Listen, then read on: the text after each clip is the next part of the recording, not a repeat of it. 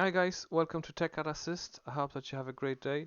In this short video I want to show you a tool that you can use to upgrade all your apps and software on your Windows computers.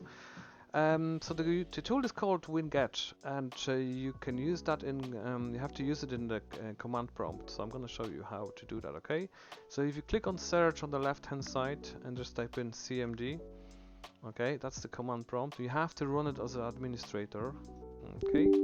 So if you have a pop-up window, just click on yes.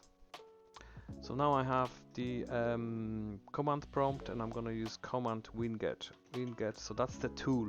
That's the name of the tool that will upgrade all your software. Now here you have a command that you can use. I'm going to use winget upgrade. Sorry, just mistype. There you go. And that's gonna check what I have and what I can upgrade to. So that's the version that I have at the moment, and that's available. So you're probably gonna have more apps on that. I used this before. I used that yesterday actually. So I had probably more than 30 updates available. So I've run this before, and it didn't upgrade those 4 for me because there was some kind of problems with this. But you don't have to worry about that. That's nothing crucial. To upgrade everything that you have on the list, just type in.